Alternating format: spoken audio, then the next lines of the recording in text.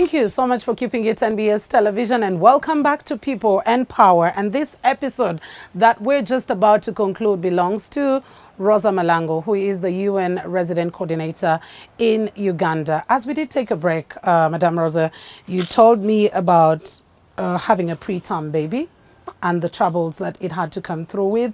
Was your partner supportive in that? Because many a times, even back here in Uganda, partners decide to just run away.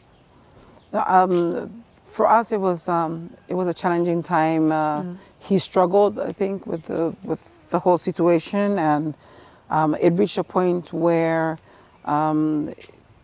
either I compelled him to stay, and there was a possibility that that could become a domestic violence situation, or I decided to just take on both roles and at least try to raise my child in a positive environment, and gave him the option, and I decided for the latter. So I made sure that my child grew up knowing who the other parent was, but that he grew up in a happy environment, and where he was first, and where he understood that he could grow up to be anything that he wanted to be. And I think that this is partly why, but it was important for me to come to terms with that, because there was pressures of to be seen as being married, and there was even this thing about, oh, maybe we can live together but have different things going on. And I was like, you know, no, this isn't about what society wants to see me as. It's about me and about the quality of life I want to offer to my child. Many women worry about being single parents. They worry about so many things, including the most, what society will view them as. You have a failed marriage. I mean, you just couldn't handle a marriage. Something as simple as that. That's what many in society feel. What message would you give to that woman who is struggling, probably a domestic violence case, but they're sticking in there for society? I believe it's a very personal decision, and you need to think about what will bring peace to you. And I think that also is very important that you think about, are you comfortable with yourself? There are many women who I have grown to meet in my life, and they're basically single mothers in marriages as well, with the extra, toll of trying to manage the stress. So the husband figure is available, but it's not a partner, it's not contributing physically, it's not contributing emotionally or financially. So what are you doing to yourself, and what are you sharing with the children? Is that okay for you? There may be someone who thinks it's okay for them, but just think about what are you teaching them as kids, because every family configuration becomes an inspiration for the next generation. Yeah, that's true. And one of the things that I wanted my child to know is that whether God helped him to find someone, and I pray he finds someone and they fall in love and they live together for 100 years, or whether his journey is not that, and it unfortunately does not happen, he is still a worthy child of God. He's still a decent human being, and he can still grow up to have a respectable home and a respectable life. So this is about respect, and it's about love at the end of the day. I totally agree. So you went back to work. So yeah, we want to get to the point where you become the resident coordinator. You take the lead, please. I'll follow right behind you. Going back to work was interesting and challenging. When I went back to work, some of my colleagues thought that I should no longer be in charge of the Africa section because I become a mother, as if motherhood had taken my brains away. So that was... Wait a minute, let's get back. So they wanted you to quit your position because you had become a mother. Yes. Like many people at jobs think when one gives birth, they are no longer productive as they used to be. Which is absolutely crazy, because you actually enhance your productivity, because here you are taking care of a life in addition to what you're doing professionally. And now you have a reason more to work harder. Exactly. Inspiration, legacy for the next generation to come. So I had to deal with that at work for a little while. And one of the things that I did differently to some of my colleagues, I actually took my child wherever I went. They sent me on a mission to Kenya. For 2 months, I took my child. They sent me on mission to Senegal for a month. I took my child. And I'm like, I'm a mother and I'm a professional, and one does not exclude the other. So that was something that I did on purpose, and I made sure that my son understood that this was part of mommy's job. Didn't that affect his education? Because particularly at that point, you have to keep moving. The child has to study. Not really. Remember, even before this time that internet is so much available, even at that time already, I would tell the school he's going to be away, what is his coursework? So they give you the coursework, they give you what to do, and then you buy these books so he can be listening and reading, and then when you arrive somewhere, you have someone who helps him to learn. Learning starts with the family and the environment, and if you are a committed parent that you want to give that opportunity to them, you can help your child to learn wherever they are. How long did it take you now to get to this? Because wait, before we get to this level, when you came back, people thought that you should stop being at your job. And did you keep rising through the ranks after that I got stuck for a little while, and then I did start continue rising. So then I rose to work in the front office of the Secretary General, doing public relations. And then from there, I finally competed and qualified to be a representative Secretary General. I was sent on a leadership assignment to Latin America and Guatemala, where I shadowed the resident coordinator for a year. And then after that, my appointment came for Uganda. So that was what, it had been 22 years of work at that point. 22 years, that's 2 decades and 2 years working for the same organization. That's correct. What kept you moving? Because these days it's quite hard for many of us, the youth, to stay in a place for a very long time. You feel like you just need to keep changing. You feel like you need a new challenge here and there.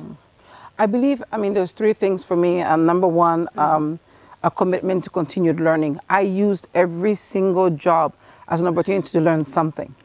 You always learn something. There's no such thing as you can't learn from where you are. Whether I was with the World Food Program or with UNICEF or I was a spokesperson, I always tried to learn from where I was. So that was so I went back home with something new. The second thing, I tried to give. So every time I worked, I would try to identify someone who you could mentor, someone you could support, to try to give back something to whoever you met along the way. And the third part is, to be honest, somewhere along the way, this was not a job. This is a mission, so we have to serve humanity. And as long as I have the opportunity to do so in whichever position I can, I will. So it's a calling to make sure that the continent that saw my birth and the continent that helped to keep my family alive, we connect. Okay. If you don't mind, we could just sit for a few minutes before we finally say bye-bye to our viewers on this particular one. So, you believe in a lot of values at workplaces because different workplaces have different values. Which particular ones strike you the most about the United Nations? You see the best and the worst of humanity. You see extraordinary stories of innovation and solutions, but you also see incredible destruction, especially when you work on the humanitarian side. And so one of the most important values of working at the United Nations is the call back to humanity. No matter what you do, you're not working for a brand or a product, you're working for humanity. So it's actually a sense of service that it has to come back to. And at every given time, you have to sit down and think, how is this a service and to whom? So I think that is a value is very important, the service to humanity part. I see the second thing that for me is important from the UN, we always talk about empowerment. So I think institutionally you can empower, but then personally, what are you doing to empower somebody else and change somebody else's life for a positive? You have topics like what we're talking now about GBV. It's very easy to make a wonderful speech on gender-based violence and go back home and do nothing. So when you go back home, what do you do? Exactly what you've been face what you're talking about. Yeah. So do you speak with colleagues? Do you speak with partners? Do you know somebody in that situation? And you actually put in your personal time to help that person through it so that you live what you're talking about and what you're preaching. So that empowerment part is very important. And then I think that the third value is really about the selflessness, because the job is not about you. It's not about me as Rosa. It's not about me at all. It's about this dream that humanity came up with 75 years ago. That world should never go to war again. So for that to happen, you need to have people passing on those values, connecting them to local realities, and making sure there's never a third world war. maybe if I could take you back just a little bit to family, you now have two boys. Yes. Let's talk about your second son, Peter. Yes, my second miracle. One of the things from when I had my firstborn, Jamel, um, there were so many complications during the birth that I was told I could not have another child. But I was really committed that I didn't want him to grow up alone. I wanted him to have a sibling. He wanted to have a sibling. And so for years we've been thinking and talking about it. And I was really touched when 2 years ago he asked me, Mom, why don't we look into him getting a sibling here in Uganda? And we said, you never know. Maybe that's why God brought us here. Did you know of any options? Did you know that you can have a sibling biologically? Yes, I explained. So we started with the process, reached out to the Ministry of Gender, find out what the guidance wants, spoke to SOS.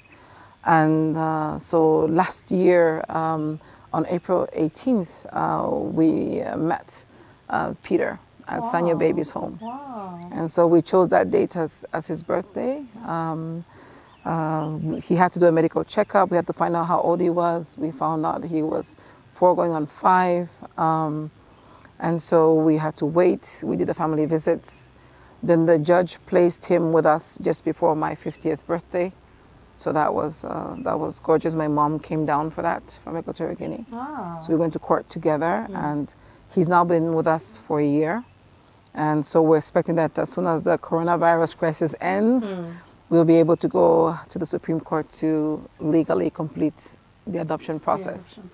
But I have to say, having Peter has been amazing. And it goes back to showing that all human beings need is a bit of love and confidence. He came to us without even speaking a word of English last May. He is now in kindergarten at the International School of Uganda.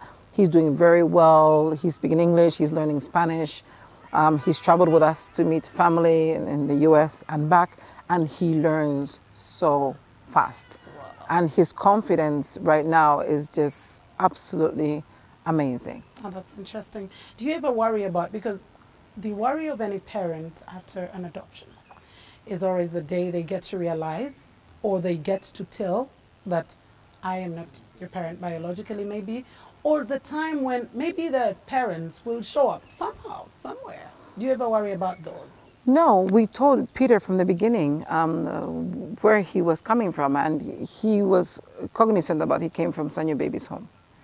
And we explained to him that, and actually he had talked about the fact that while he was there, he used to pray for a forever family.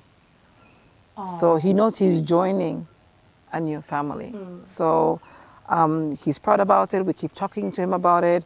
How do you feel about it? How do you feel like, what does it mean to be a Malango? And so he's excited and proud to join the family.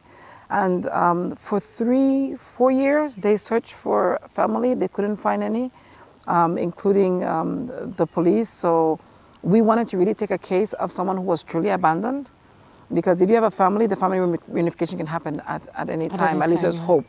I wanted to get a case of giving hope to someone who had none. Okay. And Peter was about to go into institutional process, because I believe that if they're not adopted by 3 or 4, that's when they stop showing them up for adoption. So I'm delighted that we were able to give a home to a child who otherwise would have been in an institution, and for whom there was no family reunification expectation. Well, time is against us. Beautiful story that we're still listening to here. You are the first woman in Equatorial Guinea ever to rise to such a position, and that is an inspiration to the women, and not only the women and girls there, but the entire country. How have you used your position to make sure that back home you remain an inspiration?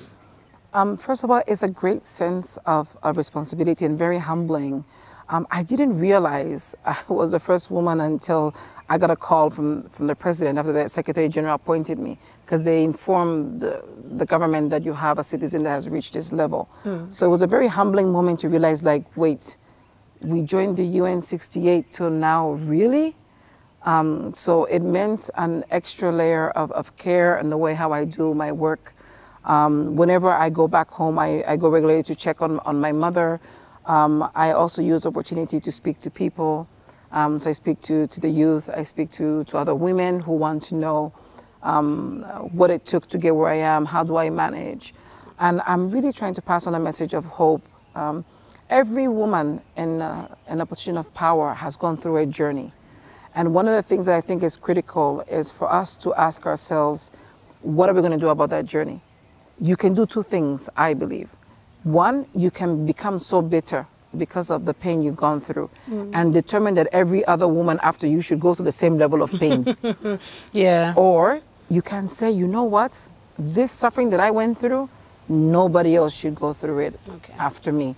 And that is my belief. Okay. So I use every opportunity to speak to young people, to speak to people in my country and even beyond about, yes, you will find difficulties, but in retrospect, believe in yourself, believe in your faith, and keep working hard. All right, and at that point, I will be taking a very, very short break. And when we do return, we finally wrap this up. A beautiful story of Rosa Malango, the UN resident coordinator in Uganda.